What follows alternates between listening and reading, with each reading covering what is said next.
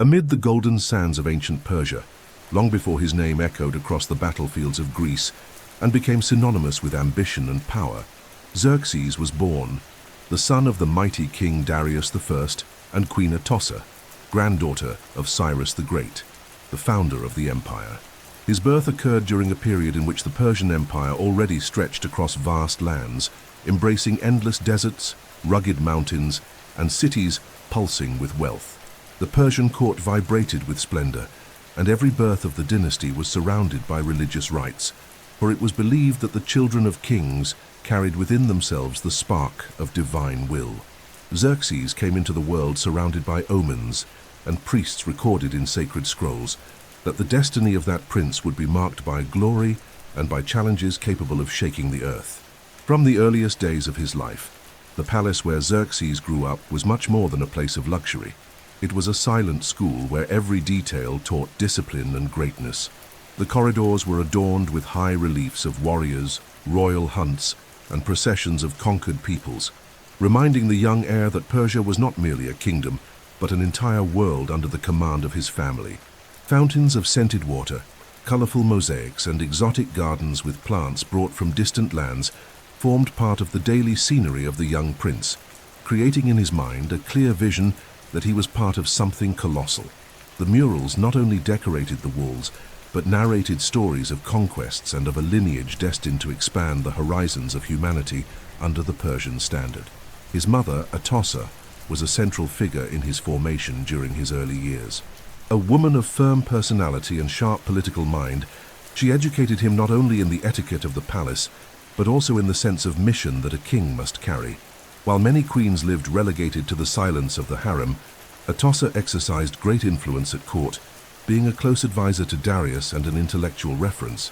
Thus, Xerxes grew up learning the importance of balance between authority and diplomacy, and from an early age, he witnessed the strategic council that shaped the destiny of the empire. Each night before sleeping, he heard stories of his ancestors, especially of Cyrus the Great, whose figure became for him an almost mythical ideal. Royal education began even before the first words, molded by symbols, music, rituals, and by living with those who carried the weight of leadership. The presence of his father, Darius I, was also decisive in his formation. Darius was not just a warrior, he was an administrator who had transformed Persia into an organized empire, uniting immense lands under an efficient system of roads, couriers, and laws. Xerxes, still a boy, saw in his father the living image of what it meant to rule not only with the sword, but also with the mind. The military campaigns of Darius, the audiences with foreign envoys, and the way he was revered by conquered peoples remained etched in the attentive eyes of the young prince, creating in him an early awareness that being king was a burden as heavy as it was glorious. As Xerxes grew, so too did the tension at the heart of the empire, rebellions in distant regions, the ambitions of generals, and the consequences of the Battle of Marathon, in which the Persians had suffered a humiliating defeat at the hands of the Greeks, formed the backdrop of his youth. This atmosphere shaped in Xerxes a spirit that combined pride with a desire to prove himself worthy of the greatness he had inherited. He was not merely the son of a king, he was the descendant of a legacy that accepted no limits and dreamed of eternity. The dreams of glory began to transform into a silent fire within him. The birth of Xerxes represented for the Persian court a new promise. Zoroastrian prophets declared that he would be a ruler marked by the sacred flame of Ahura Mazda, the supreme god, and that he would lead the empire to even broader horizons. At every festival and celebration, the young prince was presented to the people as a symbol of continuity and hope. This symbolic construction of his image from the cradle was fundamental for Xerxes to believe, from an early age, that his life was destined for deeds that would transcend human boundaries. Unlike a simple heir, he was taught to see himself as a living embodiment of Persia itself. Over the years, the childhood of Xerxes became the foundation of a future emperor. Every detail, from his birth to his first years, shaped a character that united pride and responsibility, preparing him for the destiny that would change the history of the ancient world. He was still just a boy when he began to understand that his life would be written on battlefields, but his mind already carried the weight of a throne that awaited him. Thus, the birth of Xerxes was not merely the emergence of a man, but the beginning of an era, in which an empire would seek to surpass the limits of the possible, believing itself to be guided by the hand of the gods. Raised in the heart of the greatest empire of his time, Xerxes spent his childhood surrounded by an environment where every moment was a silent lesson on how to become an absolute ruler. From an early age, Persian princes were taught to understand that the life of an heir did not fully belong to them, for their bodies, minds, and even their desires were molded to serve the throne and the gods.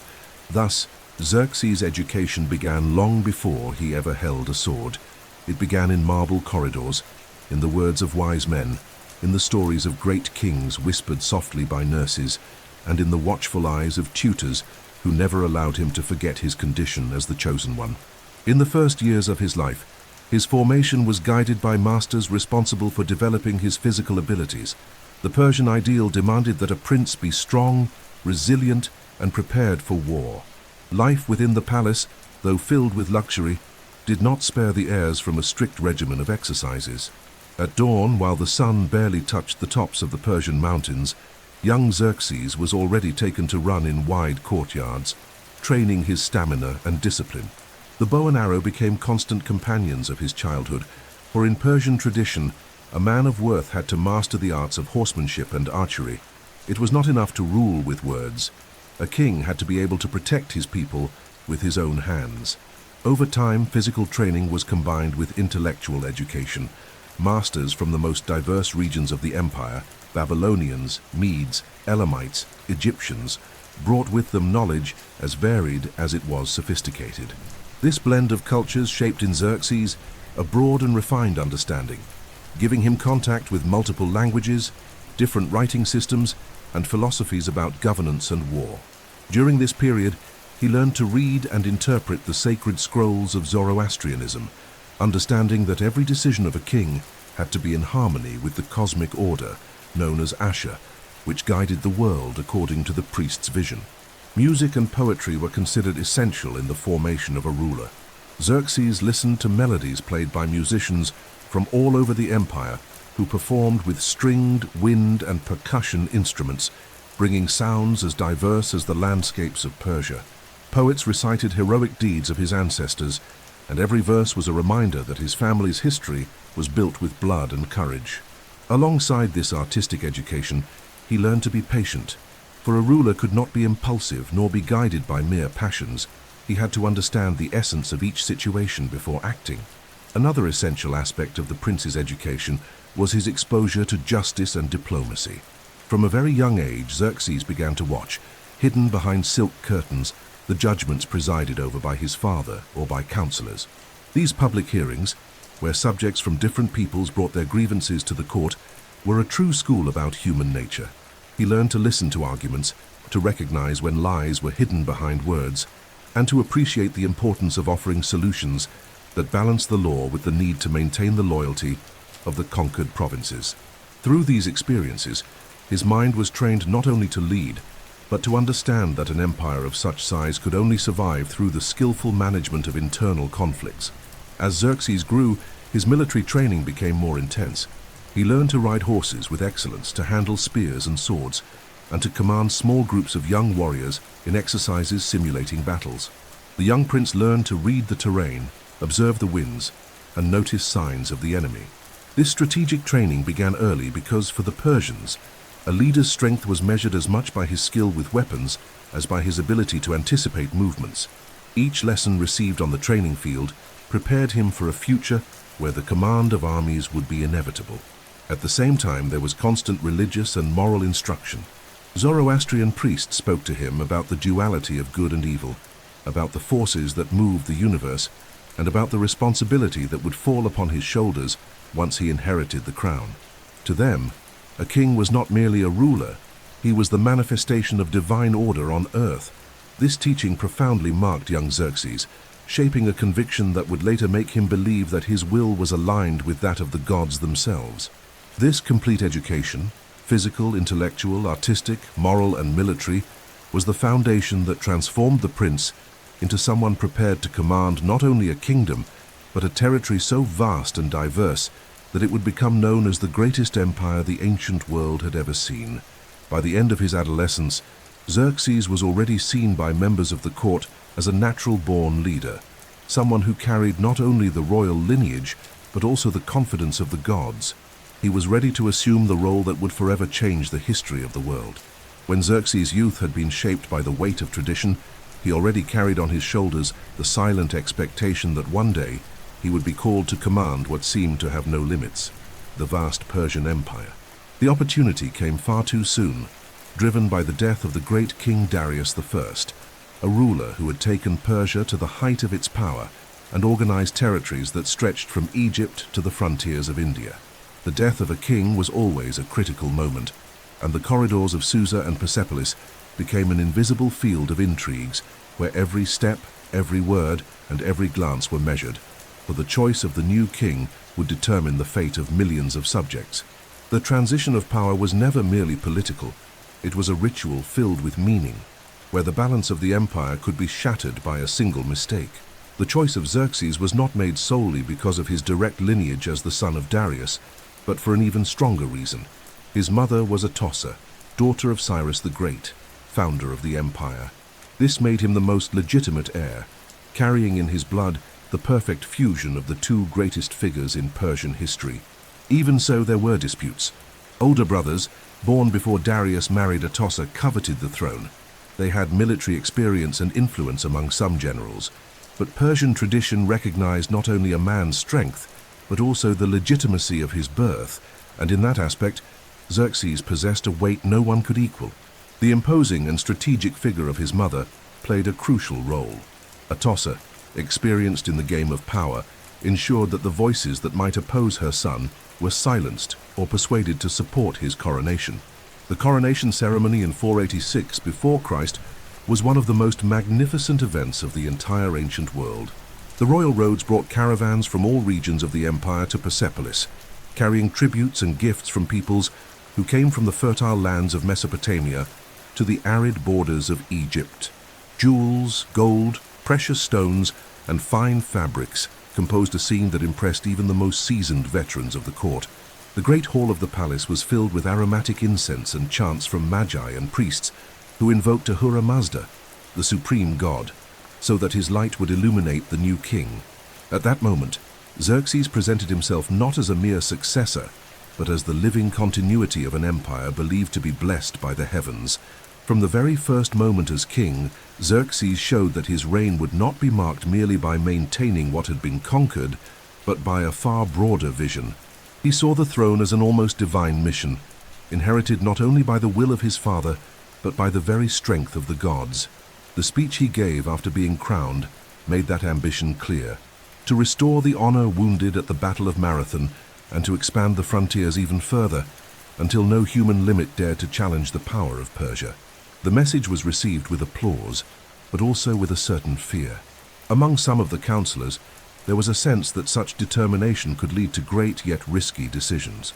The beginning of his reign required him to consolidate his authority. Rebellions in distant regions, particularly in Egypt and Babylon, erupted soon after the death of Darius, testing the ability of the new king. Xerxes' response was swift and relentless. With well-prepared armies and loyal generals, he crushed the uprisings, reaffirming that Persian power remained as solid as ever. These first acts made it clear to all that, although young, he was not weak. His authority was firm, and his determination unbreakable. From that moment on, the title King of Kings, so symbolic to the Persians, found new strength in Xerxes, for he began to be seen as someone born to rule who would not hesitate to act when the empire was threatened. The process of ascending to the throne, therefore, was not merely a political act.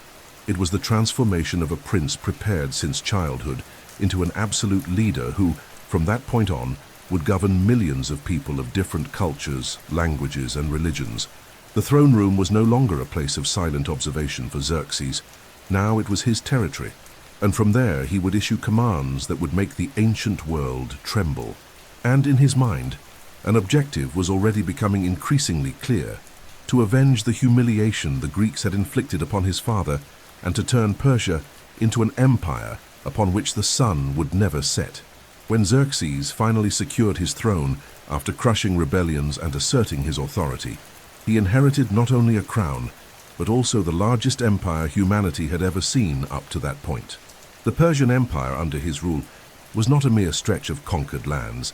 It was a living organism that extended across nearly the entire known world, uniting endless deserts, towering mountains, rivers cutting through fertile valleys, and cities that were vibrant centers of trade and culture. This vast domain, stretching from the Indus Valley to the banks of Egypt and extending beyond Anatolia to touch the limits of the Greek world, was a mosaic of peoples, religions, languages, and customs so diverse that governing it required a delicate balance between strength and administration. The cities of Susa, Ecbatana, Babylon, and Persepolis were the beating heart of the empire. Each one represented a center of power and culture. Susa, with its columns and palaces adorned with gold, served as one of the administrative capitals, while Persepolis, built by Darius and expanded by Xerxes, stood as a monument to Persian glory, a ceremonial city where conquered peoples came to pay homage to the King of Kings. Babylon still carried the aura of antiquity, with its gigantic walls and temples dedicated to ancestral gods, while Ecbatana, with its milder climate, served as a refuge during the suffocating summers. Each city was carefully linked by royal roads, true arteries of the empire, allowing messengers and armies to travel with astonishing speed for that time. The system of government inherited by Xerxes was sophisticated and efficient. The satrapies, provinces governed by satraps, ensured that central authority was maintained while granting local autonomy sufficient to avoid constant uprisings. Each satrap was responsible for collecting tribute, maintaining order, and administering justice in the name of the king, but everyone knew that loyalty was constantly tested. Xerxes kept this system functioning with rigor, but also introduced changes that reflected his more centralized vision. He strengthened the presence of royal inspectors, called the eyes and ears of the king, who monitored every corner of the empire, ensuring that the sovereign's will was carried out and that any sign of treachery was punished without hesitation. Commerce thrived as never before, thanks to land and maritime routes that linked distant regions. Goods of all kinds crossed the empire: gold from Egypt, spices from India, ivory from Africa, horses from Media, carpets and fabrics from Babylon, and precious stones from the east. Along these roads, caravans of merchants crossed paths daily, exchanging goods and also cultures. The empire was a true melting pot where ideas, beliefs, and techniques mixed, creating a cultural wealth that few civilizations ever experienced. For Xerxes, this constant flow of riches was not only a sign of economic power, but a living showcase of his greatness, for everything passed under his control. The army was the armed arm of this colossal structure. Under Xerxes, it became even more diverse and powerful. Men from dozens of ethnicities served in its ranks, each bringing their own weapons, clothing, and fighting styles. Allied Greeks, Egyptians, Babylonians, Medes, Persians, Indians, Scythians all formed such a vast and varied force that the sight of their troops on the march looked like a parade of the entire world. It was this military power that allowed the king to maintain internal peace, crush rebellions quickly, and project his ambition beyond the borders of the empire. But more than numbers, what maintained the unity of this colossal empire was the sacred image of the king. To the peoples under his rule, Xerxes was more than a man. He was the manifestation of divine favor. This concept of a god-king was strengthened by grand ceremonies, religious rituals, and constant propaganda that presented him as the guardian of universal order. Stone carvings, coins, and inscriptions exalted his image, ensuring that even in the most distant lands, people remembered that there was only one Lord of the entire earth, the King of Kings. Yet ruling such an immense empire also meant ruling over invisible tensions. Beneath the surface of apparent stability, there were local rivalries, regional ambitions, and peoples who had never fully accepted Persian domination. Xerxes knew that to keep everything under control, it was necessary not only to punish revolts, but also to offer a constant spectacle of power that reminded everyone that defying him was a useless act. And so, while consolidating his internal position, he began to look beyond the borders. Greece, that small region divided into city-states, had become an open wound on Persian honor, and Xerxes' empire, so vast and seemingly invincible, would soon be put to the test by the ambition of its sovereign.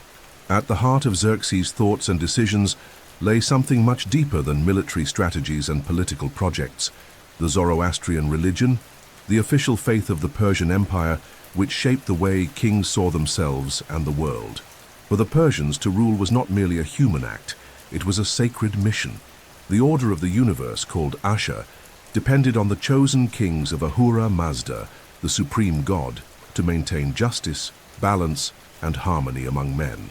From an early age, Xerxes grew up listening to the teachings of the Magi, priests who dedicated their lives to preserving this doctrine, and he was educated to believe that his life did not belong to him, for every decision had to reflect the divine will. Zoroastrianism was more than a religious cult. It permeated every aspect of Persian life. It was based on the eternal struggle between Ahura Mazda, the creator of light and good, and Angra Mainyu, the force of chaos and darkness. This conflict was not only symbolic, it was understood as something real and present in daily life. A good ruler had to protect the light, drive away lies, and preserve order. Xerxes, upon becoming king, assumed this role as guardian of Asha, seeing himself as an instrument to guide his people toward truth and cosmic harmony. Thus, every law he enacted, every war he planned, and every monument he raised was justified as an act of preserving universal balance. In the great palaces of Persepolis and Susa, there were always temples and altars dedicated to the sacred fire, which symbolized the presence of Ahura Mazda. Xerxes often performed solemn ceremonies before these flames, offering tributes and prayers to ask for wisdom and strength. For the Persians, fire was not worshipped as a god, but respected as the purest representation of divine light, and the image of the king beside it was a visible reminder of his direct connection with the spiritual world. The very throne of the King of Kings was seen as a living altar, and sitting upon it meant ruling with the same clarity and purity as the fire itself. The inscriptions ordered by Xerxes to be carved on columns, gates, and reliefs, some still preserved today, reveal this intimate relationship between the king and his faith. In one of them, the sovereign himself thanks Ahura Mazda for granting him the kingdom and asks for protection against lies and against enemies who seek to destroy order. This constant reference to lies, called druj in the Persian language, shows how Zoroastrianism even influenced the way Xerxes perceived his adversaries, not merely as political or military opponents, but as forces of chaos that needed to be defeated so that truth could prevail. This spiritual bond also shaped the ceremonies of the empire. During the great festivals and celebrations, such as the New Year festival known as Nowruz, Xerxes appeared before people from all the satrapies as a mediator between gods and men. The processions were long and detailed. Warriors, nobles, artisans, and emissaries brought tributes, while the king, seated on his throne, accepted the offerings with solemn calm. For the spectators, this scene was not just political. It was a liturgy, an act of reaffirming that the entire vast territory existed under the protection of a sovereign who ruled in the name of light. However, this faith did not imply unlimited tolerance.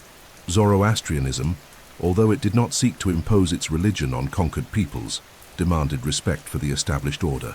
Rebellions and betrayals were seen as offenses not only against the king, but against Ahura Mazda himself. For this reason, Xerxes' military campaigns, especially against the Greeks, were presented to the Persians as holy wars, in which he not only avenged the name of his father, but purified the world of the disorder represented by the enemies. In his view, a Persian victory would mean the expansion of light over darkness. This fusion between power and faith made Xerxes a ruler who sincerely believed he was on a divine mission. For him, there was no distinction between the throne and the altar, between the sword and the sacred fire. His ambition to conquer new lands, therefore, was not limited to personal glory. In his mind, each subjugated territory represented another step in the consolidation of the cosmic order he had been called to protect. Religion, which might have been merely a backdrop to his story, became the invisible thread that guided his most important actions and justified both the great achievements and the cruelest acts of his reign. With the throne consolidated, rebellions crushed, and the order of the empire restored, Xerxes began to look at the horizon as one looks at a board that must be completed.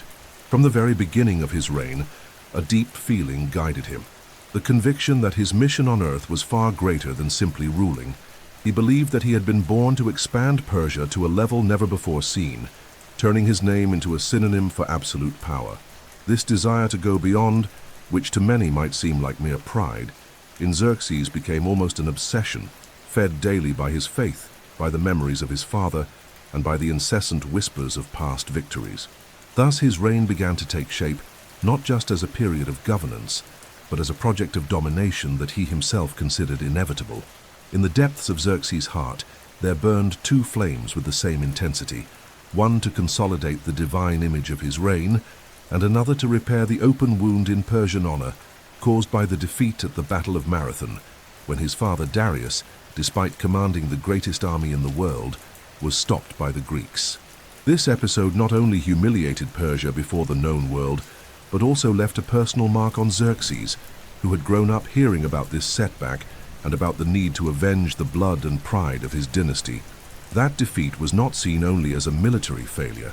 For him, it was the manifestation of a cosmic imbalance that needed to be corrected, and he swore to himself that he would correct it. With this vision, Xerxes began to build a project of power on an epic scale. First, he reinforced the image of the King of Kings as a being not merely human, but sacred. In his audiences, his presence was always prepared with strict protocol. No one looked him directly in the eyes without permission. No one approached without passing through guards and eunuchs, and everything in the setting was designed to create the impression of standing before something greater than a man. This extreme care with the royal image was not vanity. It was part of a political religious theater, aimed at consolidating in him the figure of the God King, a title that would echo through the centuries. At the same time, Xerxes began monumental construction works in Persepolis and other cities. Palaces were built on colossal dimensions, columns carved with scenes of peoples paying tribute, hanging gardens with artificial channels, and courtyards designed to receive entire delegations from different nations. These constructions were not mere demonstrations of wealth. They were visible symbols that Persia was the center of the world. Anyone entering one of these palaces understood, without hearing a word, that they were in the presence of something immense, capable of making any other kingdom seem small. But his ambition was not limited to stone and riches. The expansion of the empire was the natural extension of his purpose. Xerxes did not want only to consolidate what he had inherited from Darius. He wanted to expand, to push the frontiers beyond what was known. On the map of his campaigns, the king's eyes were fixed on Greece, a cluster of independent city-states that, though small and divided, had proven at Marathon that they were capable of resisting Persia. For Xerxes, conquering those lands meant not only completing the work begun by his father, but erasing forever the stain that the defeat had left. Every meeting with his generals and advisors was permeated by the same obsession: how to subjugate the Greeks and show the world that no people could challenge the authority of the God King. This limitless ambition also began to be fueled by internal propaganda. In the palace halls, in inscriptions carved in stone, in the messages sent to the satrapies, everything reinforced the idea that Xerxes was the chosen one to place the entire world under the protection of Ahura Mazda. This symbolic construction was so powerful that even his enemies recognized the almost supernatural aura surrounding the Persian monarch. His figure grew beyond reality, becoming a myth while still alive. As the years passed, Xerxes' ambition turned into concrete action. He began to mobilize resources as no ruler before him had ever dared. He prepared roads, strengthened ports, stockpiled weapons, and ordered the formation of an army that would surpass in size and diversity anything the ancient world had ever witnessed. This preparation was not rushed. He understood that destiny required perfection, and nothing less than perfection would be accepted in his campaign against the Greeks. Meanwhile, the empire, despite its vastness, seemed small in the face of his plans. For Xerxes, there were no limits. The world in his eyes was just an open field, waiting to be consumed by the fire of Persia. Thus was consolidated the vision that would guide the next chapters of his life, that of a man who saw no borders, who accepted no wounds to his honor, and who believed himself to be the instrument of a higher purpose. From that moment on, everything in his reign began to converge to a single point: total war against Greece, the fulfillment of a dream that for him was not ambition, but destiny. When Xerxes consolidated the internal stability of the empire, and transformed his image into something almost divine, his mind began to revolve around a single objective: to destroy Greece, to erase the humiliation that his father, Darius I, had suffered at Marathon, and to show the world that no city-state, no matter how proud, could ever defy the power of Persia. The Battle of Marathon, fought in 490 before Christ, had left deep scars on the Persian soul. There, a massive army sent to punish the Greeks was defeated by a much smaller yet extremely disciplined contingent led by Athens. The defeat was not merely military, it was symbolic. An empire that ruled almost all of Asia had been repelled by a handful of warriors. This episode became an open wound on Persian pride, and more than that, a challenge passed down from father to son, becoming a silent oath waiting to be fulfilled. As soon as he became king, Xerxes inherited not only a throne, but also the responsibility of cleansing that stained honor. For years, he carefully planned every detail of a campaign that would not be just a war, but a total demonstration of power. Unlike Darius's expedition, which had been punctual and relatively limited, Xerxes did not wish merely to punish the Athenians. He wanted to wipe out all Greek resistance, subjugate their cities, turn their temples into ashes, and make the Aegean Sea a path to Persian supremacy. The revenge of Marathon for him was not a political choice, it was a sacred duty. To understand the scale of this project, one must imagine the magnitude of the preparation Xerxes set into motion. For years, immense resources were allocated to the construction of an army that would surpass anything the ancient world had ever known. Roads were opened and reinforced to ensure that supplies could cross the empire without interruption. Storehouses were built at strategic points, ports were expanded, and hundreds of ships were built in coastal regions to form a fleet as vast as the army that would advance on land. Each satrapy was required to send warriors, gold, and provisions, turning the campaign into a collective effort of the entire empire. But revenge is not built only with military strength. It also feeds on political alliances. Xerxes sent emissaries to several Greek cities, offering agreements in exchange for submission. Some accepted and placed themselves under the Persian shadow, while others rejected the offers, trusting in their walls and in the freedom they valued so highly. For each refusal, Xerxes added another name to the list of those who would be annihilated. His network of spies began to work intensively to map the routes, ports, and defenses of those cities.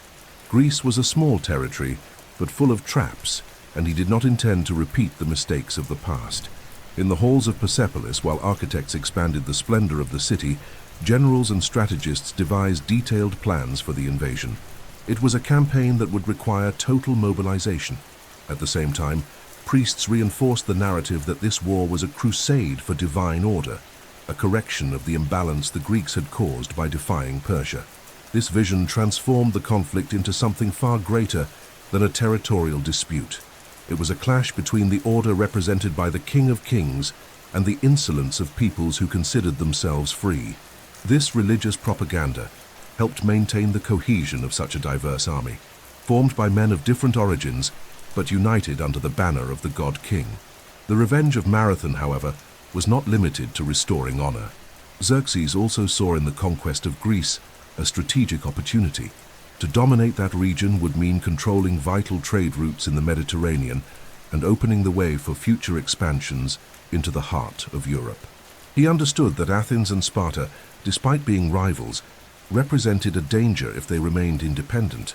The campaign, therefore, aimed to eliminate a threat before it could grow, and at the same time to project the Persian Empire beyond any imagined frontier.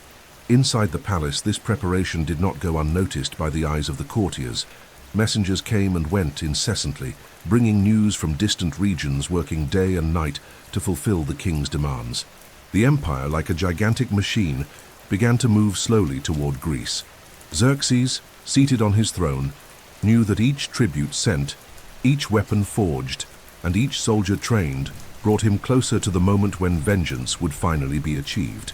In his mind, the shadow of Marathon would only be erased when the Persian banner waved over Athens and the Greek temples lay reduced to ashes under the weight of his power.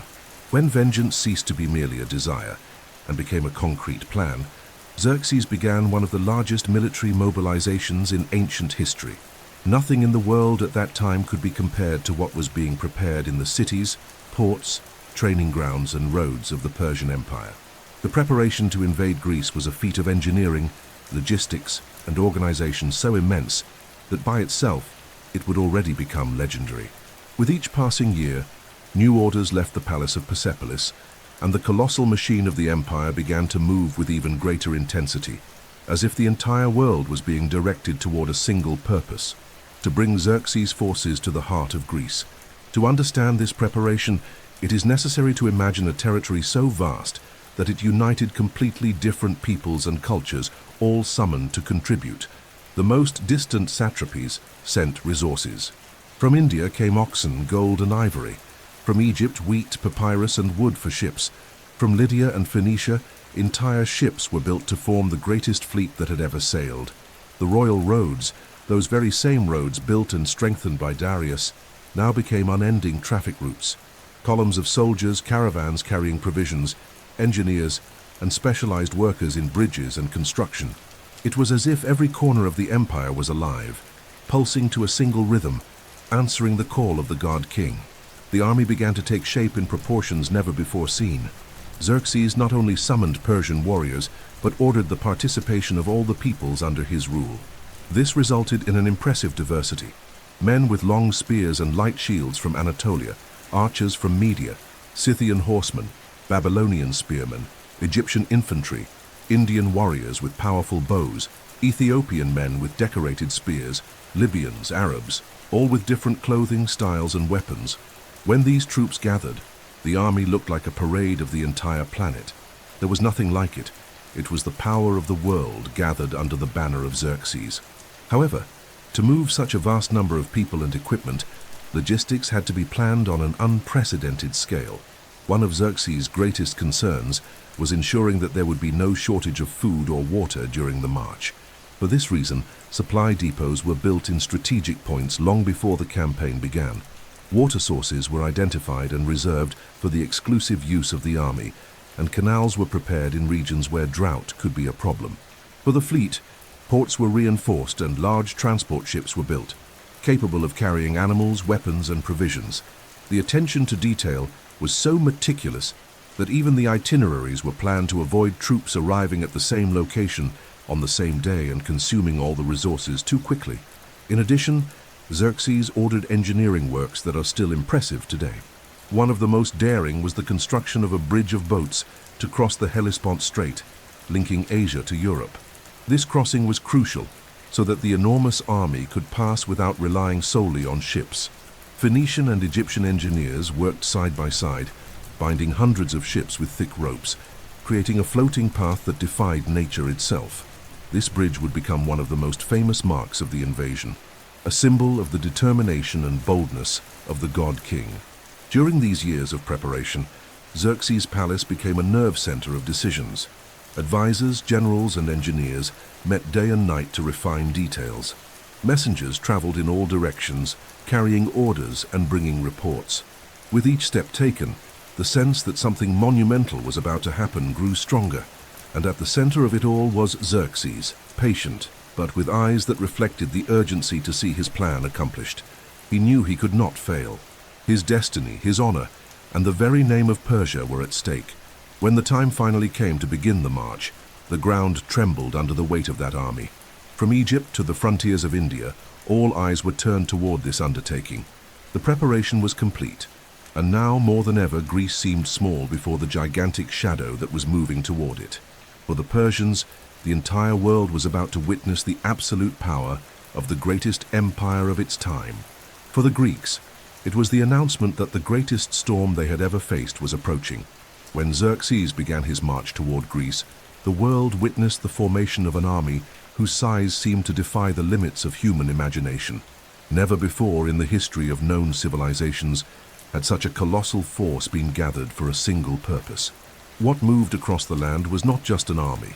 It was the living representation of the power of an empire that stretched across 3 continents, bringing together men from dozens of peoples, each carrying their own weapons, techniques, gods, and customs. To the eyes of the ancients, that marching multitude looked like a new ocean, capable of swallowing everything in its path. Ancient sources, especially Herodotus, speak of numbers that border on myth. Hundreds of thousands of men, perhaps more than 1 million when combatants and auxiliaries are counted together. Even though the exact figures are debated among scholars, the visual impact of that army is unquestionable. It was a human mass without precedent, made up of infantry, cavalry, archers, engineers, builders, servants, cooks, slaves, priests, and every specialist needed to keep such a gigantic body in motion. Every people who formed part of the Persian Empire sent their best troops and also their culture, making this army a living portrait of the diversity that defined Persia. Among these contingents, the Persians stood out as the elite core of the army, trained from childhood to serve the king. Alongside them marched the Medes, who shared the same warrior tradition and formed an essential part of the infantry. Babylonians brought their long spears, Egyptians marched with their shields and axes, while Scythian horsemen, experts in bow and horseback combat, composed one of the most feared forces due to the speed and accuracy of their attacks. There were also contingents from India, men who came from distant regions with powerful bows and even war elephants in some detachments. From Ethiopia, warriors with spears decorated with feathers and colored stones marched side by side with Arab and Libyan tribes. Each group, with its own distinctive clothing and weapons, transformed the military columns into a visual spectacle like no other. The cavalry was one of the most impressive aspects. Hundreds of well-trained and equipped horses spread out in disciplined formations. Beyond that, the naval fleet accompanied the march by sea. Phoenician, Egyptian, and Ionian ships formed a force that many considered invincible.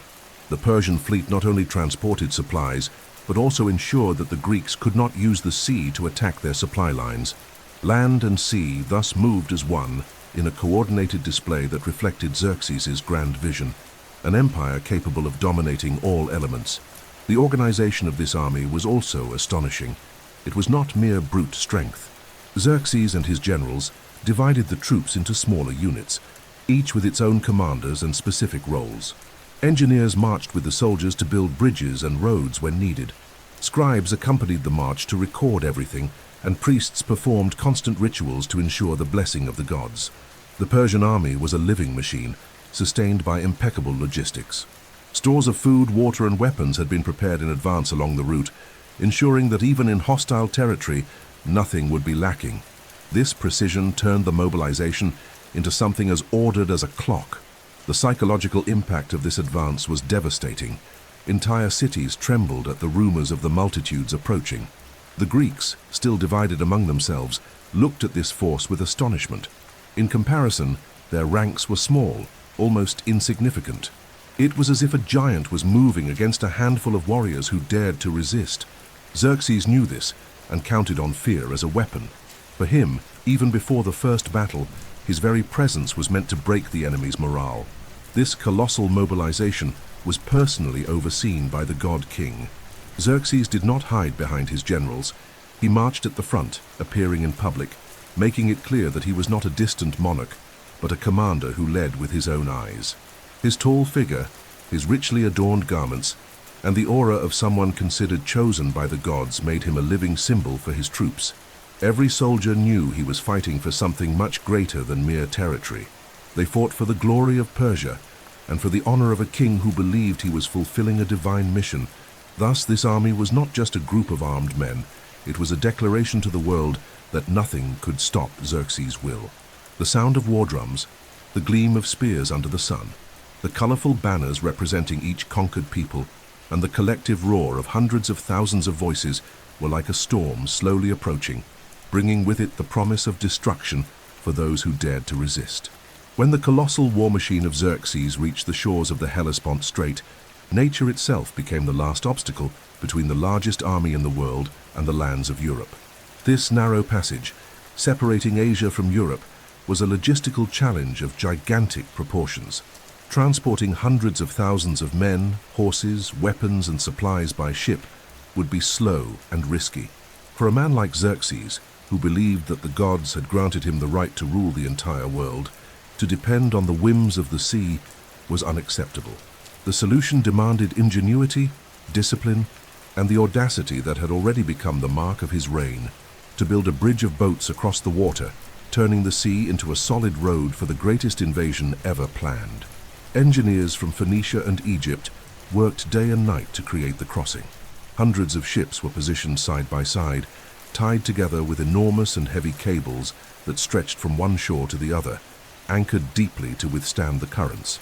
On top of these vessels, wide planks were laid, reinforced with logs and covered with earth, forming a kind of floating highway. The sides were secured with railings to prevent men and animals from falling into the water. This work, which to the soldiers seemed impossible, became a reality in a few weeks, an engineering achievement that still echoes in history. But before the crossing could happen, an event marked this moment forever. When the first bridge was destroyed by an unexpected storm, the violent currents of the Hellespont swept away the ships and left the engineers' work in ruins. Seeing the disaster, Xerxes, consumed by fury, gave an order that astonished everyone. The sea would be punished.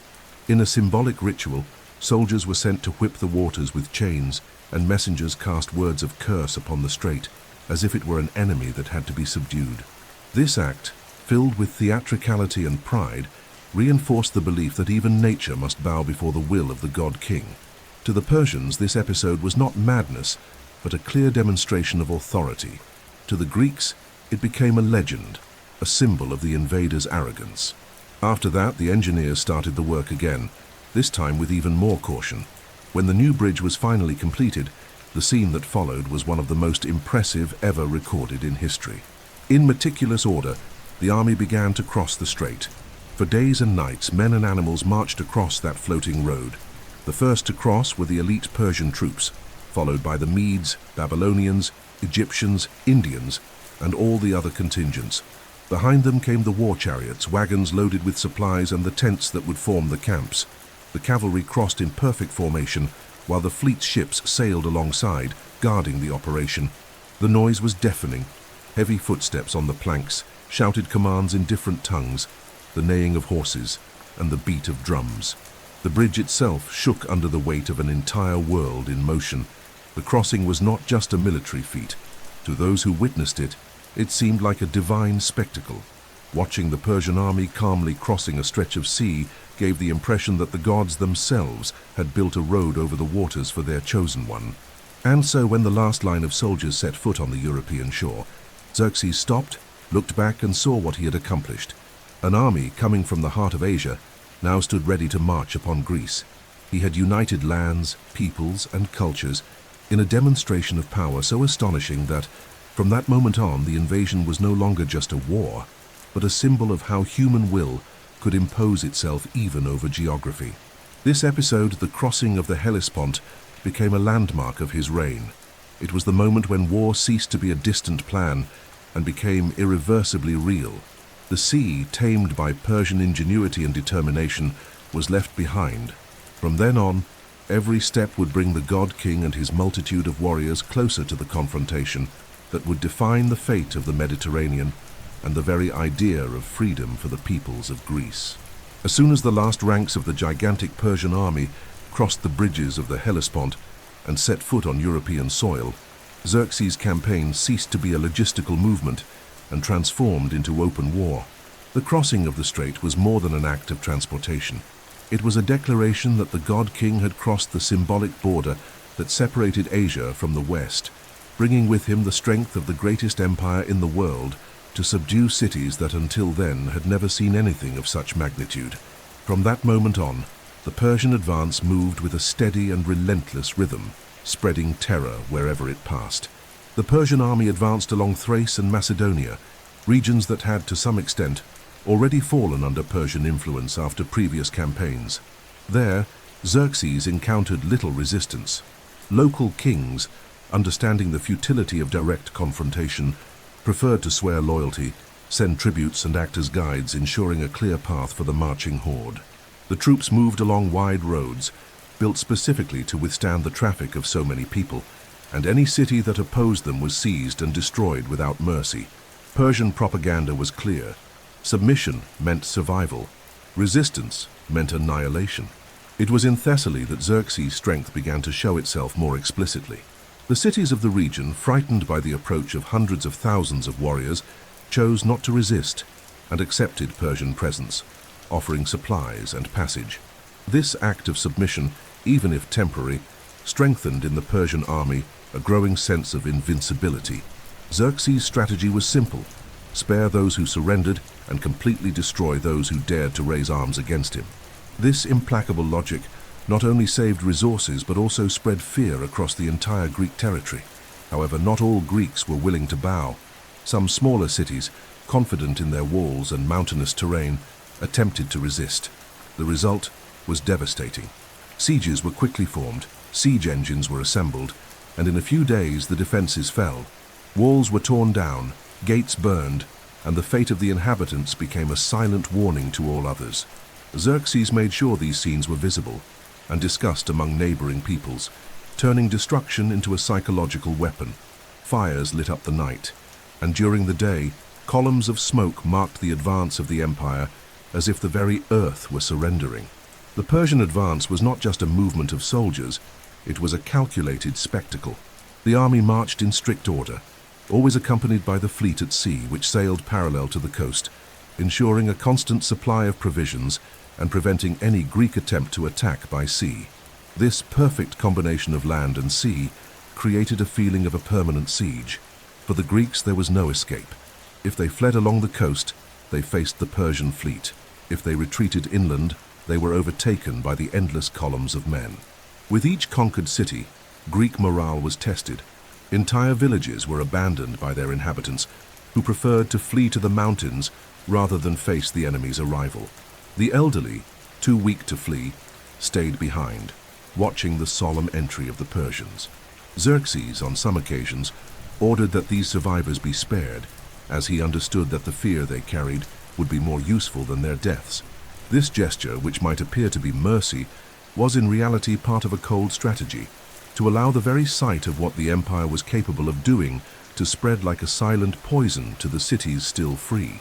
Meanwhile, the Greek generals began to realize that this invasion was far greater than anything they had ever faced. News of the Persian advance quickly reached Athens and Sparta. Urgent councils were called, fragile alliances were formed, and a single decision prevailed. It would be impossible to stop the Persians in open field. They would have to use the terrain to their advantage, to exploit narrow passes and choke points, where the enemy's overwhelming numbers would count for nothing. It was in this context that the choice of Thermopylae as a point of resistance emerged. The Persian advance to Thermopylae, therefore, was a sequence of small victories that paved the way for the most emblematic clash of the campaign. Each city that surrendered strengthened Xerxes' confidence, and each city that was destroyed served as a cruel reminder of Persian strength. By the time they reached the narrow pass of Thermopylae, the army was no longer just a force of men. It was an unstoppable wave, and all of Greece felt the weight of every step taken by this force that seemed to know no limits. Few events in ancient history carry as much symbolism and drama as the confrontation that took place in the narrow pass of Thermopylae, a geographic point forever etched in the memory of humanity as the place where a handful of warriors faced the largest military force ever assembled by man. It was there, between the mountains and the sea, that the arrogance of Xerxes collided with Greek courage, and where the will of the god-king to crush Greece met an obstacle he never imagined, a wall of flesh and determination built by men who knew they would not return home. The choice of Thermopylae as the site of resistance was no accident. This narrow pass, a natural corridor between the mountains and the sea, made it impossible for the Persians to fully deploy their overwhelming numerical advantage. Unlike the open plains, where their countless warriors could spread like an endless ocean, here geography favored a small number of defenders. The Greek leaders understood that if there was any place capable of temporarily halting the Persian advance, this was it. For this reason, an alliance of several Greek city-states led by Sparta and Athens decided to form a living wall at this point, hoping to buy time to prepare defenses in other parts of Greece. When Xerxes arrived at that narrow corridor, his confidence was absolute. He had crossed the Hellespont with a force that seemed invincible, conquered cities, intimidated kingdoms, and advanced without encountering significant resistance. To him, the sight of a few thousand Greeks blocking his way seemed almost insulting, a display of madness. How could such a small group believe they could stop such a vast army? Ancient accounts tell that Xerxes sent envoys offering terms of surrender, promising clemency if they laid down their arms and bowed before the empire. The reply from Leonidas, king of Sparta, became legendary. "Come and take them." In the first days of battle, Xerxes tried to break the Greek line with frontal assaults, believing sheer numbers would be enough. But what followed was a slaughter of the invaders. The Greek warriors, with their heavy armor, firm shields, and long spears, fought in tight formation, using the narrow pass to prevent the Persians from surrounding them. Columns of advancing men were pushed back again and again, crushed by the discipline and ferocity of a defense that did not yield. Each Persian advance was paid for in blood, and the losses began to mount alarmingly for an army that until then had seemed unstoppable. At the center of this wall of men stood the Spartans, renowned for their almost superhuman endurance and contempt for death. Leonidas and his 300 warriors formed the core of the defense, supported by soldiers from other cities who brought the total force to just over 7,000 men. For 2 full days they held their position, killing thousands of Persians and frustrating Xerxes' attempts to break through. The god king himself, seated on an observation throne built to witness his victory, began to realize that this battle would not be as simple as he had anticipated. The sight of his men being repelled, despite their overwhelming numerical superiority, was a shocking blow to his confidence. But the Battle of Thermopylae was not decided by strength alone. Betrayal played a decisive role. A local inhabitant, familiar with the mountain paths, revealed to the Persians the existence of a trail that allowed them to bypass the pass and attack the Greeks from behind. Xerxes, seeing this information as the key to victory, sent an elite force to traverse the path during the night. At dawn on the 3rd day, the Greek defenders were surprised by an attack from both directions. Leonidas, understanding that the battle was lost, ordered most of his allies to withdraw, staying behind only with the Spartans and a small group of warriors who chose to die alongside them. The final day became a spectacle of courage and sacrifice. Surrounded on all sides, the Spartans fought to the end, refusing to retreat, knowing that their lives were being traded for time, precious time for Athens and other cities to prepare for the next confrontation. When the last warrior fell, the pass was covered with bodies, and the Persians finally broke through. Xerxes won the battle, but at a high cost. The delay caused by the defenders of Thermopylae gave the Greeks time to reorganize their forces and prove to the world that even in the face of the largest military force ever assembled, there were men who could resist. The Battle of Thermopylae thus became a symbol. For the Persians, it was a bitter victory. For the Greeks, an eternal myth. And for Xerxes, it was a stark reminder that the conquest of Greece would not be just a triumphant march. He had won, but not without realizing that behind those walls of bronze and flesh was a determination that even the power of an empire could not easily erase. After the bloody and costly victory at Thermopylae, Xerxes and his colossal war machine finally saw the path to the heart of Greece open before them. Although the resistance of the Spartans had delayed the Persian advance and shown the world the courage of the Hellenes, the march was inevitable. The Greek forces withdrew to protect the central regions, and the city that most symbolized rebellion and defiance against Persia now lay vulnerable, Athens. For Xerxes, marching upon this city was not merely a strategic move. It was an act of vengeance, a strike at Greek pride, and a clear message to all peoples who dared challenge the power of the god king. As the Persian army advanced through Boeotia and Attica, smaller cities were plundered and burned. At every step, smoke rose like a silent warning, preparing the stage for the inevitable confrontation. The Athenians, aware that they could not withstand the might of the Persian land army, decided to abandon their city. Under the leadership of Themistocles, the population evacuated Athens almost completely, taking women, children, and the elderly to nearby islands, especially Salamis. Only a few remained in the Acropolis, determined to defend the temples, but the vast majority departed, leaving behind an almost empty city. This abandonment was a desperate strategy, to preserve lives and bet everything on the naval power that would decide the fate of the war. When Xerxes arrived on the outskirts of Athens, he found a silent city, but his anger did not diminish. To him, the sight of empty temples and houses was not a sign of Greek weakness, but an opportunity to impose the full weight of his wrath. He wanted the punishment to be exemplary, to ensure that the entire world would know what happens when someone dares to raise a hand against Persia. Thus he ordered that the few defenders who remained be eliminated mercilessly. Persian warriors climbed the Acropolis, faced desperate resistance, and after an intense fight subdued the last guardians. Soon after, flames began to consume the city. The capture of Athens turned into a spectacle of destruction. Temples, altars, and statues were plundered or burned. Houses were demolished, public buildings razed, and the streets covered with ashes. Flames devoured the Acropolis, melting the gold from the altars and leaving a trail of ruins where once there had been splendor. For Xerxes, this act had a symbolic value that went beyond military significance. It was vengeance for the Battle of Marathon, delayed payment for Athenian insolence, and a clear demonstration that no sacred place could protect those who defied the empire. Every column that fell, every roof that collapsed was like a blow to Greek pride. Even at the height of destruction, the Persian army acted methodically. Objects of value were separated and sent as trophies to Susa and Persepolis. Slaves were taken from among those few who had failed to escape, becoming part of the endless multitudes that followed the army. When the flames began to die down and the wind spread the ashes across the city, Athens ceased to be a proud and free polis and became a visible warning. This would be the fate of any city that dared rise against the god-king. Yet, as much as this victory satisfied Xerxes' immediate desire, it concealed a silent danger. The ruined city was an empty prize. The true strength of Athens no longer lay in its walls, but in its fleet and the bold strategy of Themistocles, who had withdrawn the people to fight at sea. While columns of smoke rose from Athens, on the horizon the fate of the war was shifting from the scorched land to the deep waters of the Aegean. Xerxes believed that the conquest of the land had sealed Greek submission, but in the shadows a new threat was gathering.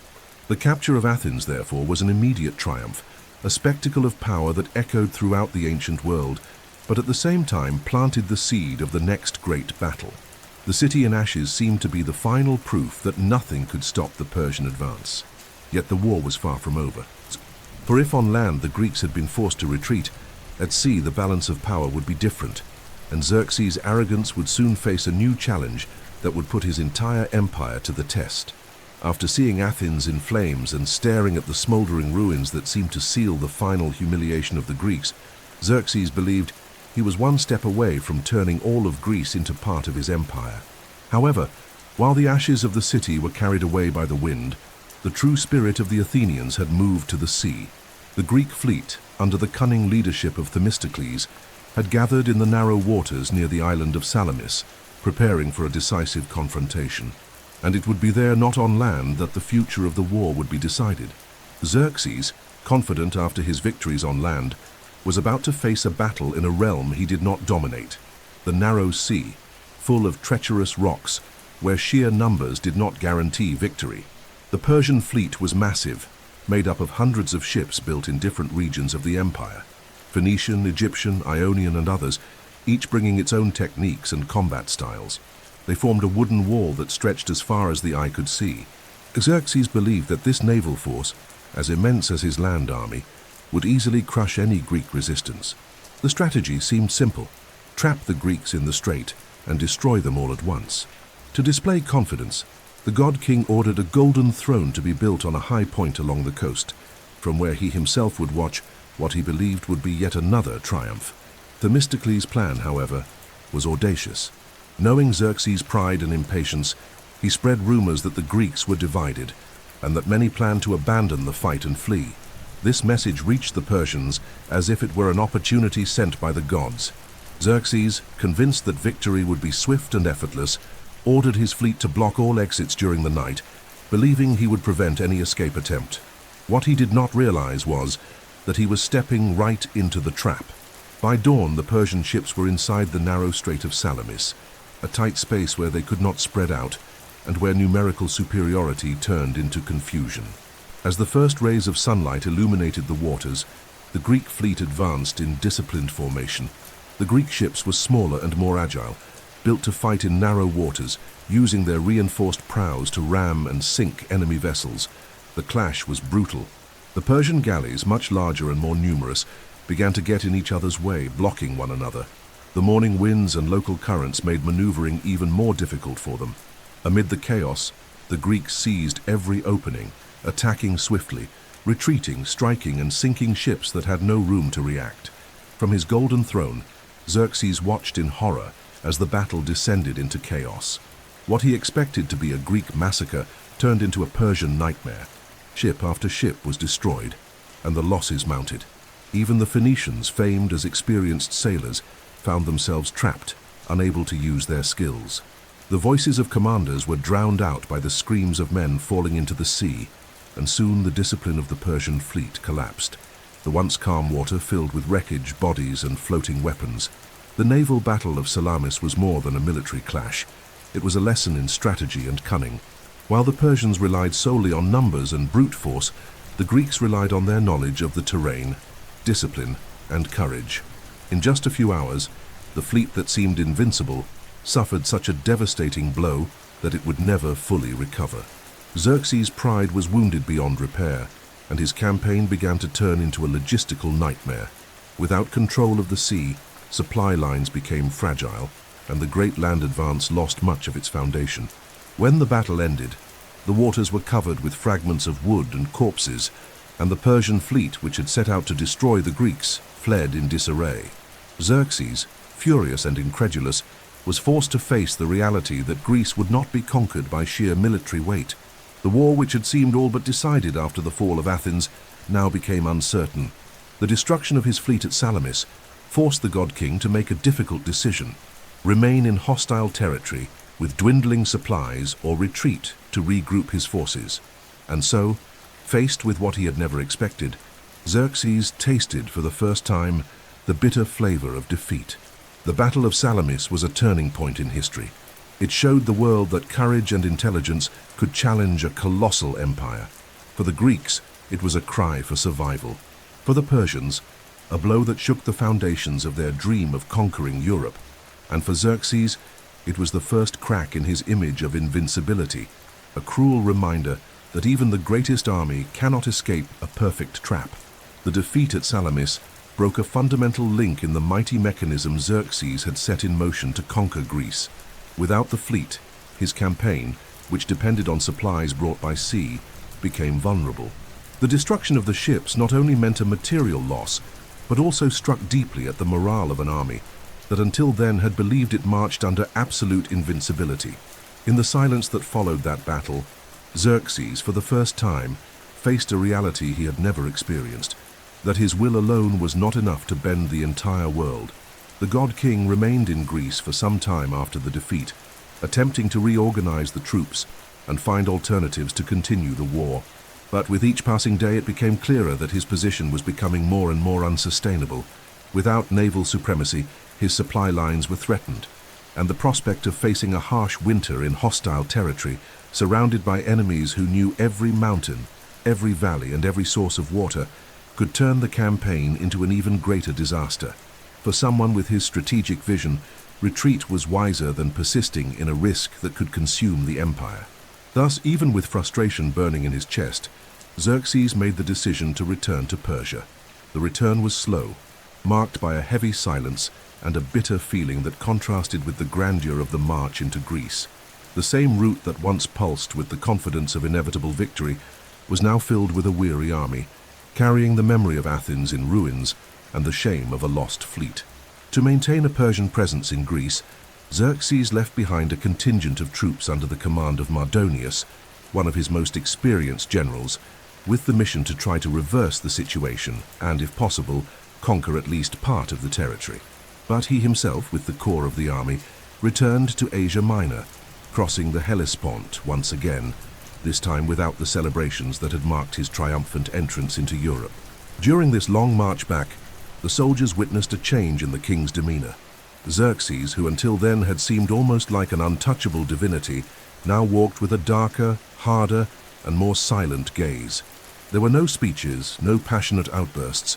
The experience of Salamis had carved a deep wound in his pride, and now he carried with him the awareness that war was not just a matter of numbers or wealth. The pain of seeing his ambition, contained by a handful of small city-states, was something that would accompany him until the end of his life.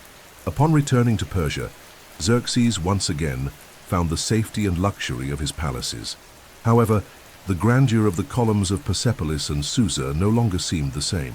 Behind the walls adorned with gold and precious stones, the king carried the weight of an unfinished campaign. He continued to rule firmly, ordered new constructions and maintained order in the vast empire, but the flame of conquering Greece, which had been his most ambitious goal, was extinguished. That chapter of his life became marked as a bitter lesson. Even the greatest empire in the world can encounter barriers it cannot cross. The decision to retreat did not diminish Persia's power on the global stage. Xerxes remained feared and respected by kings and distant peoples, but the aura of invincibility that surrounded him was forever fractured. Greece, which he believed he could crush in a few weeks, had resisted, and in doing so would inspire future generations to never surrender before a greater enemy. The war would continue under Mardonius's command, but the god king himself would never set foot on those lands again. His attention returned to the internal affairs of the empire and to building projects meant to immortalize his name, perhaps as a way of compensating for the wound opened on the battlefield. This return, marked by silence and reflection, shows that history is not made only of victories and conquests. Even men who believe themselves chosen by the gods must face the reality of human limits. For Xerxes, the long road back from Greece was also an inner journey, in which he began to understand that not even a boundless empire can conquer everything. The war, which began as a dream of glory, ended as a painful reminder that no power is absolute. When Xerxes returned to Persia after the failed campaign against Greece, he found an empire that, despite the wounds to its honor, still remained colossal and intact in its structure.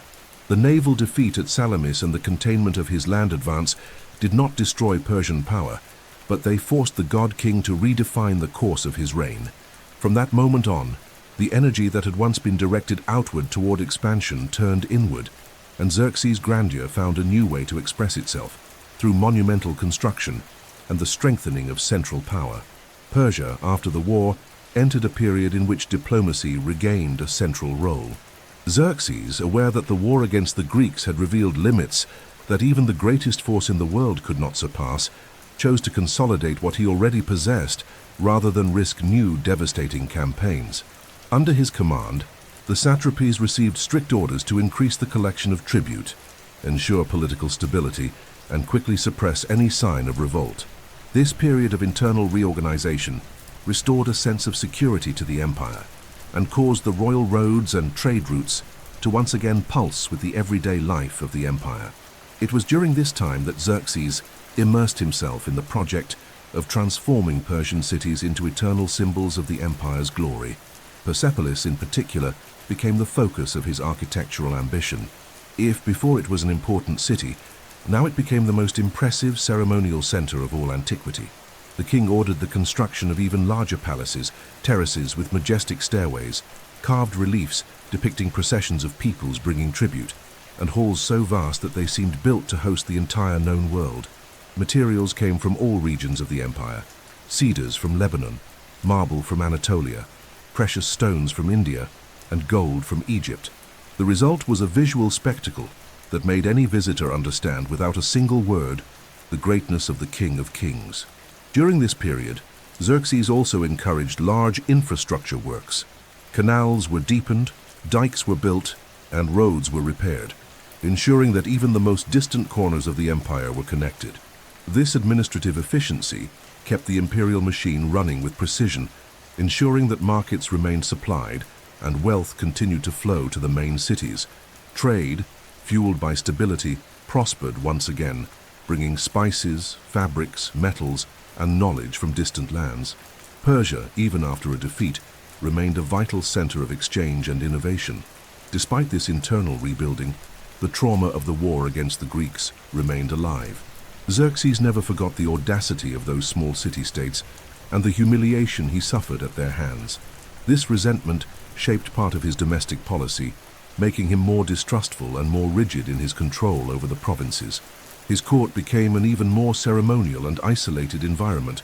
The image of the god king was intensified, and the barrier between him and the people grew, turning him into an almost unreachable figure, surrounded by luxury, protocols, and silence. At the same time, the post-war reign also became entangled in palace intrigues. The coexistence of different peoples within the empire always brought internal disputes, and the Persian court, laden with wealth and power, was fertile ground for conspiracies. Women of the royal harem, eunuchs and advisors, competed for influence, creating an invisible web of interests and rivalries. Xerxes himself, despite being a strong leader, had to face betrayals and silent conspiracies, a constant reminder that ruling such a vast empire was far more complex than winning battles. This period was also marked by episodes that Judeo-Christian tradition would later record, associating Xerxes with the figure of King Ahasuerus, mentioned in the Book of Esther. This narrative, blending history and religion, further expanded the legendary aura surrounding the monarch, turning him into a character of stories that went beyond politics and reached into the spiritual realm. Thus, the reign after the war was a time of reconstruction, architectural splendor, and increasing seclusion. If in his youth Xerxes dreamed of dominating the world, in his maturity he turned inward, seeking to immortalize his image through stones, inscriptions, and symbols that would withstand time. His ambition, scarred by failure in Greece, sought another path to eternity, the glory of cities that to this day remain as silent witnesses to the power that once dominated the ancient world. In the heart of the Persian Empire, far from the battles and the dust of the warfields, life at the court of Xerxes followed a rhythm that blended incomparable luxury, rigid rituals, and silent intrigues. It was within the walls of cities such as Persepolis, Susa, and Babylon that a spectacle of opulence and power unfolded, carefully staged to reinforce the image of the King of Kings as a near-divine being. Every gesture, every ceremony, and every detail of daily life in the palace was designed to maintain the balance of a political machine as sophisticated as the empire itself. The palaces of Xerxes were true worlds apart, built on vast elevated terraces, with columns that seemed to touch the sky and walls covered with reliefs. They represented the empire's glory carved in stone. Upon entering these spaces, a visitor was immediately enveloped in an environment where luxury manifested in every detail: fine wool carpets from Babylon, curtains embroidered with threads of gold, furniture inlaid with precious stones, and silver and gold plates for serving banquets. The air was perfumed with aromas of spices and incense from India and Arabia, while musicians played softly to create an atmosphere of continuous grandeur. The royal harem was an essential part of this universe, a space that gathered women from all corners of the empire. These were princesses from conquered peoples, young women chosen for their beauty, daughters of nobles offered as part of political alliances, and highly educated servants. Contrary to what many might imagine, this harem was not merely a place of pleasure, it was also a center of silent power. The most influential women of the harem wielded great influence over the king's inner circle, and some became such important political figures that their opinions could alter decisions. The harem, guarded by eunuchs who devoted their lives to its security, functioned as a second heart of the court, where secrets circulated like a currency as valuable as gold. The court was also a stage for constant intrigue. Nobles, generals, and high officials of the empire competed for the king's favor in a delicate game, where any misstep could mean the loss of privileges or even life itself. Etiquette was severe. No one could approach Xerxes without being announced. No one could speak to him without permission, and no gaze could meet his without the proper reverence. These protocols were not merely signs of respect, but also a means of reinforcing the distance between the god-king and ordinary men. Every audience was a ceremony, a theater of power that made it clear that even there, among his own allies, Xerxes was untouchable. The banquets were perhaps the most impressive moments of palace life. Organized in immense halls with low tables and luxurious cushions, they gathered guests from all parts of the empire. Servants brought dishes of meat seasoned with rare spices, fresh fish, bread, dried fruits, honey, and fine wines from Lydia and Phoenicia. Between courses, musicians and dancers performed, while poets recited stories of past glories, turning each banquet into a celebration of Persian power. These feasts, however, were not merely moments of leisure. They were carefully used to strengthen alliances, seal pacts, and display the unmatched wealth of the empire. Beyond the splendor, there was also a constant religious rigor. At specific intervals, Zoroastrian priests conducted rituals in reserved halls, keeping the sacred fire burning and chanting prayers that reminded everyone that, above wealth and power, stood the king's responsibility to protect cosmic order. Xerxes participated in these ceremonies with absolute solemnity, reinforcing his image as an intermediary between the divine world and humankind. Despite all this brilliance, the court also carried shadows. Distrust was a permanent feeling. Any noble who rose too much in popularity, any officer who displayed excessive ambition, was carefully watched. The court's grandeur was sustained by iron discipline, and the silent fear of the king's gaze was part of the air that everyone breathed within those palaces. Life at the court of Xerxes, therefore, was a fascinating blend of splendor and tension. It was a place where wealth knew no limits, where the peoples of the world converged into one space, but also where every word spoken and every gesture made could determine destinies. And above all, it was the stage upon which the figure of the King of Kings was raised daily, a man who had turned his own existence into a living symbol of what it meant to rule the greatest empire of the ancient world. Among the most curious and fascinating episodes related to the reign of Xerxes is one that centuries later would be immortalized in one of the best-known texts of the Judeo-Christian tradition, the story of Esther, narrated in the Bible in the book that bears her name. This account blends politics, faith, and destiny, offering us a different perspective on the court of the god king. Although historians debate the exact details and historical accuracy of these events, the story of Esther illustrates how, within the walls of the Persian palace, power was not exercised only through weapons and laws, but also through the influence of those who managed to come close to the throne. According to tradition, Esther was a young Jewish orphan living in the city of Susa, one of the capitals of the Persian Empire. Raised by her cousin Mordecai, she was taken to the royal palace after a decree that gathered the most beautiful women from all the provinces to choose a new queen for King Ahasuerus, the name by which Xerxes is often identified in this account. The previous queen, Vashti, had been deposed after disobeying a royal order during a banquet, and the palace sought a worthy replacement. Esther, with her beauty and grace, was chosen among all the candidates, capturing the king's attention and affection. Within the luxurious corridors of Susa, Esther, now queen, kept her Jewish origin secret, following Mordecai's advice. Meanwhile, a powerful man at court, Haman, rose to a position of prominence, gaining the king's trust.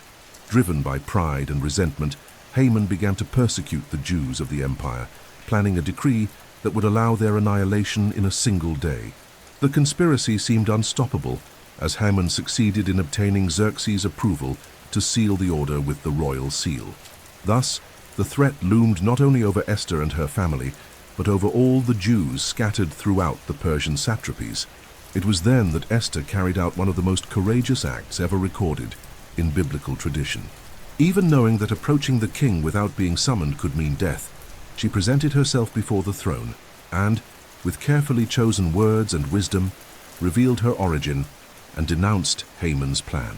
The king, surprised and furious for having been deceived, reversed the situation, saving the Jews and punishing the conspirator.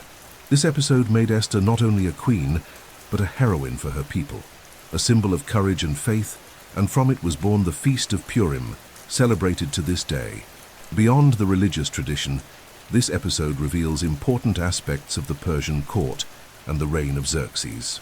It shows the complexity of internal relations within the palace, where intrigues could turn into deadly decrees, and where, at the same time, the influence of a single person, even in an apparently fragile position, could alter the destiny of thousands. It also shows a human side of Xerxes, capable of listening and changing his decisions when confronted with a just revelation, even though he was surrounded by a system that placed him above everyone else. Whether myth or history, the narrative of Esther left deep marks on the memory of the ancient world. It shows that behind the golden columns of power, the fate of entire empires could be changed not only by battles, but also by acts of courage within the silent halls of the court. For many, this episode is one of the keys to understanding how the reign of Xerxes was not limited to war and construction, but was also deeply connected to the stories and cultures of the peoples he ruled. As the years passed, the figure of Xerxes, who at the beginning of his reign seemed unreachable, began to be slowly corroded by the very excesses of power and by the internal challenges that emerged like cracks in the polished marble of his palaces. From the moment the campaign in Greece failed, and he returned to the heart of the empire, something in his posture changed.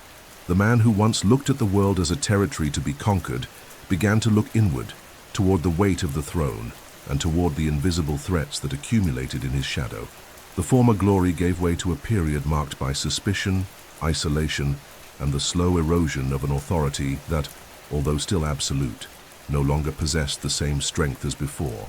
The Persian Empire remained vast and powerful, but the expansive energy that had characterized it under Cyrus, Cambyses, and Darius was gradually replaced by a more static form of government, concerned with maintaining what had already been conquered rather than seeking new horizons. This immobility caused internal tensions to multiply little by little. Key satrapies began to act with greater autonomy, some testing the limits of the king's patience. Occasional rebellions arose on the edges of the empire, suppressed with violence, but also revealing that central authority was no longer feared in the same way. To deal with these situations, Xerxes tightened his vigilance even more, creating a climate of constant suspicion. Inside the palace, decay took on a subtler and more dangerous form: intrigue. The luxury that had once been a symbol of greatness became an environment where every corridor hid silent disputes for power. The harem, the eunuchs, the advisors, and the generals all competed for the king's attention, and any misstep could mean ruin. Aware of this silent poison, Xerxes further isolated himself behind increasingly rigid protocols until he became a distant, inaccessible figure whose presence inspired fear more than genuine reverence. Life at court, once the stage for banquets and grand celebrations, became a scene of constant tension. Meanwhile, the king himself, who had once ruled with ambition and daring, began to sink into the routine of absolute power. Removed from military campaigns and surrounded only by flattery, he devoted himself more to the pleasures of court life than to the affairs of the empire. The monumental constructions he continued to sponsor in Persepolis and Susa were grand, but they also carried the weight of escapism. They were attempts to immortalize his glory in the face of the certainty that the flame of his victories was slowly dying out. This moral and political decline was accompanied by growing resentment among the military and administrative classes. Many generals who had marched with him to Greece never accepted the return as a wise choice, interpreting his decision as cowardice or weakness. These men, essential for keeping the imperial machine running, began to view with critical eyes the long periods the king spent in his palaces, surrounded by luxury and far from the reality of the frontiers. The god-king, who had once been the image of absolute strength, had become a sovereign vulnerable to his own human flaws, wounded pride, paranoia, and an overconfidence in his own untouchability. And it is in this environment, where the brilliance of the halls began to conceal dangerous shadows, that the stage was set for the tragic outcome of his life. For as in many empires, the most lethal threat would not come from distant frontiers or declared enemies, but from within the very walls he believed to be impenetrable.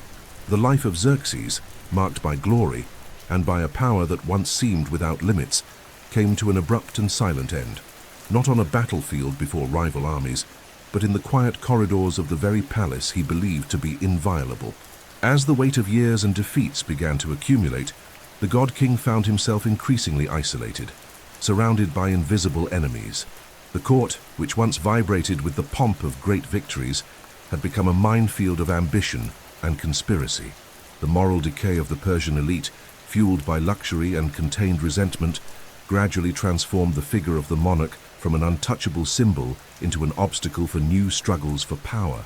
The death of Xerxes occurred in the year 465 before Christ, in Susa, one of the empire's most important capitals.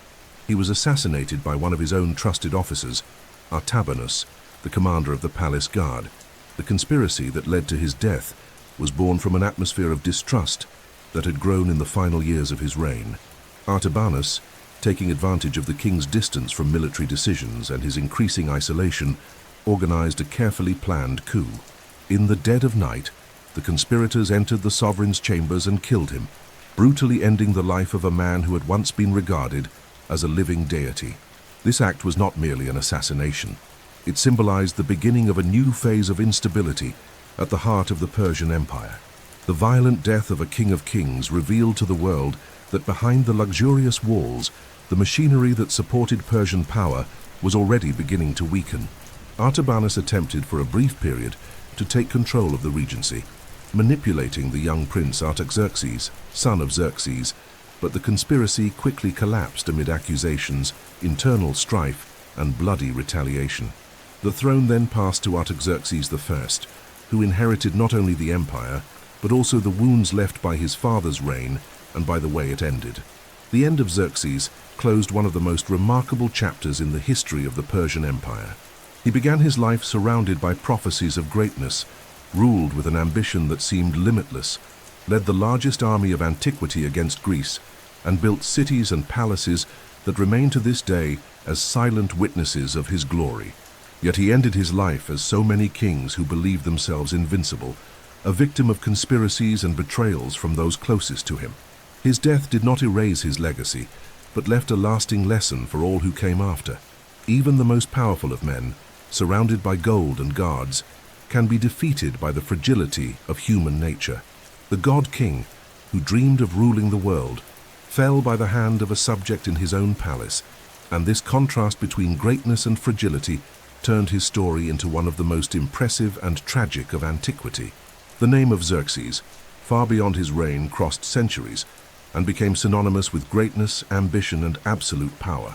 Even defeated in Greece and assassinated within his own walls, his life profoundly marked the history of the ancient world.